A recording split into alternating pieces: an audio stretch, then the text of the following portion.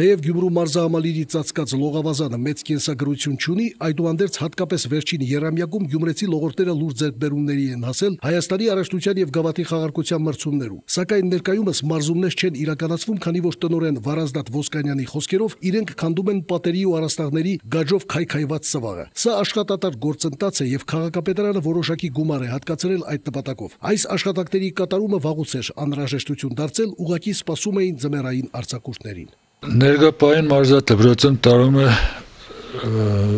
մասնագի վերանորոգման աշխատանքներ, լողավազանի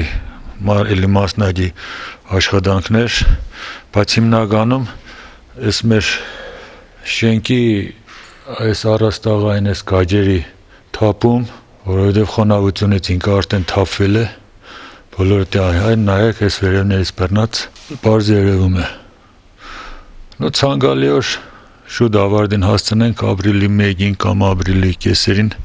բացենք աշխատենք։ Ժամանակ է պահանջվում, որպեսզի ներսի եւ դրսի պատերը չորանան, որը կախված է բնակլիմայական պայմաններից։ Հակառակ պարագայում սվաղը դժվարությամբ կկատարվի։ Իսկ մարզիկների ուշ ներգրավելը մարզումային փուլում կնվազեցնի նրանց հաջող մրցելույթների հավանականությունը Հայաստանի տարբեր տարիքային առաջնություններում։ Տնօրենը տեղեկացրեց, որ հաշվի առնելով դեռահաս լողորդների ծնողների խնդրանքը, երկրորդ հարկում իրենք նախատեսում են կառուցել փոքրիկ լողավազաններ համապատասխան կոնստրուկցիաներով, ինչը հնարավորություն կտա 25 երեխաների միաժամանակ լողով զբաղվել։ Մարզօջախի ուսմասվար պետիկ Աբգարյանը թեև ներքին հարդարման աշխատանքները շատ է կարևորում, այդուհանդերձ մտովի արդեն գյումրեցի լողորդների առաջիկա մրցումների նախապատրաստական փուլի հետ է։ Ընդհանրապես յուրաքանչյուր տարի մենք ունենք 4 հատ մրցում, Հայաստանի առաջնություն, գավաթի առաջնություն, օրացուցային պլանով նախատեսված։ Պատրաստվում ենք Հայաստանի մրցումներին։ Մեր միակ նպատակն է ունենալ լավագույն երեխաներ լավագույն արդյունքներով եւ մասսայականություն, որովհետեւ մեր քաղաքում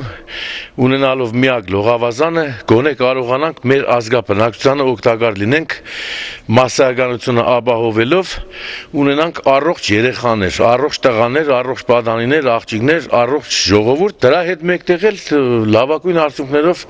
լողորդներ։ Ուզում ենք հուսալ, որ մարզիկ մարզուհիների հարկադրական մարզումային պարապուրտը բացասաբար չի անդրադառնա նրանց մրցելույթների վրա։ Ի վերջո, ինչ որ արվում է, դա բխում է բացառապես նրանց շահերից։ Իսկ ձմեռային արձակուրդները կարելի է օգտագործել ֆիզիկական որակների բարելավման ուղղությամբ։